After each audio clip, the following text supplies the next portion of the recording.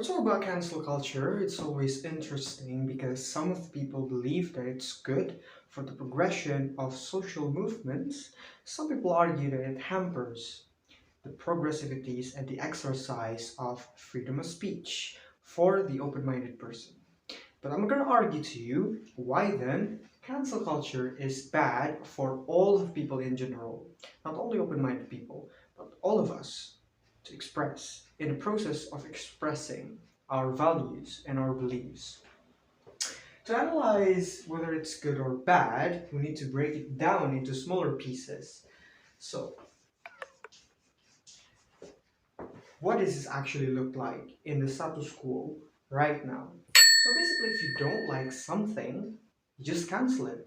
You just condemn it from existence. Take a look at the example of Donald Trump in 2017, for example, where he's being banned from all of the social media just because he's expressing his conservative values. Yes, it makes sense and it's justified because he is a person from a right-wing populist and his right-wing ideas are totally makes sense. Or for example, Rocky Groom, who is already being bullied every single time by a person all over the media just because some of them claim that he actually criticized of the government without actually providing any solutions. I say this makes sense as well because he claims to be in the positions of the government and all he does, his job, is to criticize and gives his opinion to the current government reigning the chairs. So it's basically just if you don't like a person, you just erase it from the existence, right? So why is it bad? We just take a look at the process of cancellations because number one, I believe that all of the people just came into the rash decision to cancel people out without actually doing any research at all, let alone a proper research. Johnny Depp, in the year of 2017, if I'm not mistaken, was being cancelled because he was accused of, abusing his wife, doing all of these sorts of domestic violence. Remember, he was accused. Until lo and behold, earlier in the year of 2022, he was proven to be innocent and all of the charges was a fake charges coming from his wife. He was innocent at the end, but the damage already being done. His career is over. All of the directors won't hire him anymore. All of the brands won't put his face in their brand anymore. His Hollywood career is over, even though justice came at the end of the day, right? That proves to you, at the end of the day, innocent people always gets hurt, always gets the boots in the face. Have you heard about Islamophobia in the United States of America? Why does it happen?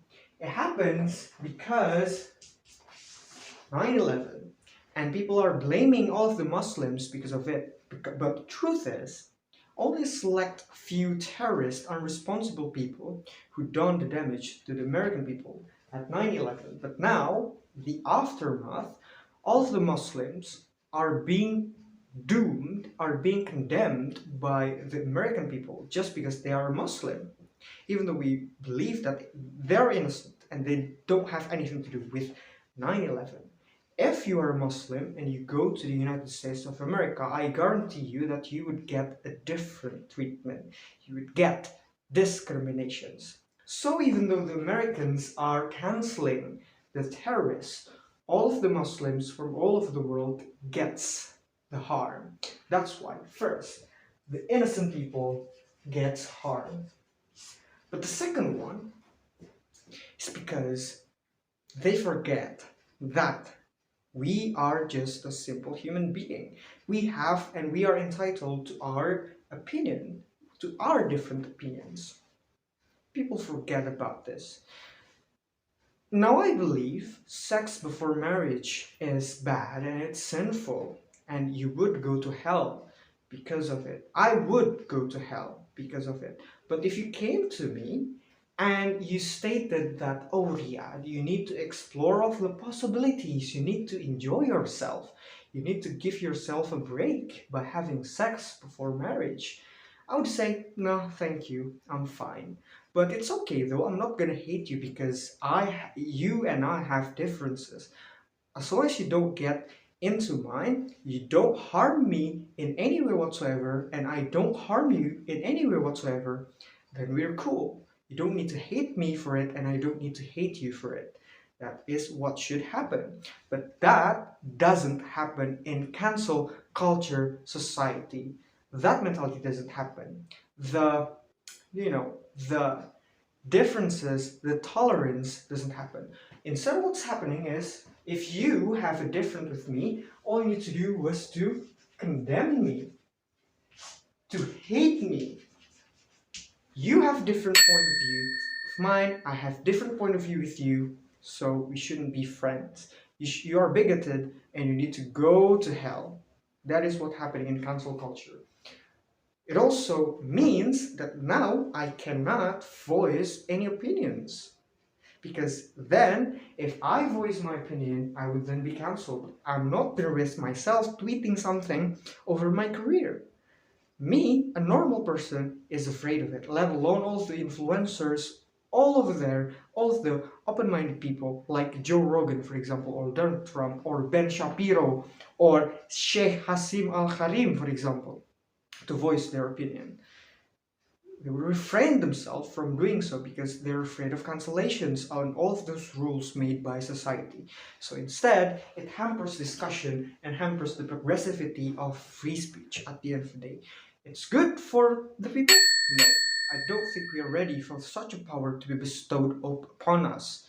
Instead, we're going to be harmed by it, and at the end of the day, we just are not ready for cancel culture.